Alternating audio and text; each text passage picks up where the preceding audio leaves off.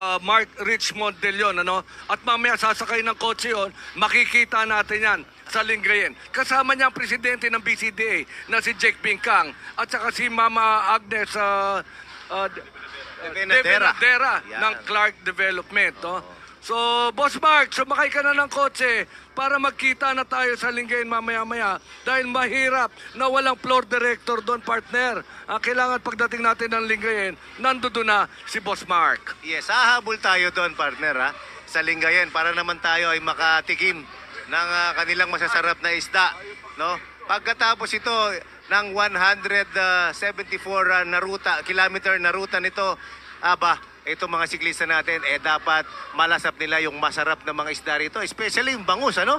Dito sa Pangasinan. Talagang yan ang gustong-gusto ng ating mga kababayan. Partneran mo, nung unang upo natin sa Bigan, alam mo bang in the first minute, pinag-usapan natin ng Bigan Longganisa? Alam mo ba yan? Ginuguto mo. Ngayon, ako, bangus naman. Bangus.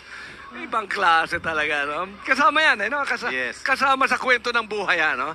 Yung sarap ng mga pagkain na pinagdadaan na pinupuntahan natin, kailangan talaga ma-showcase din natin what to expect, no? Na kailangan matikman nila doon sa mga lugar na ating pupuntahan. Yes, Coach.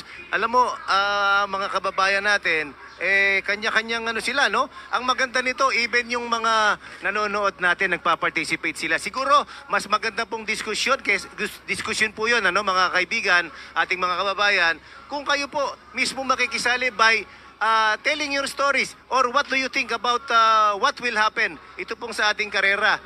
Merong tayong kaibigan, si EJ Valdez, sabi nga niya, itong si Kahukom might again do the moves, no, sa natin sa home stretch dahil itong si Kahukom kilalang talagang the past yung kanyang back-to-back wins, galing siya sa peloton, biglang humabol lang sa dulo, kaya baka abangan din natin today.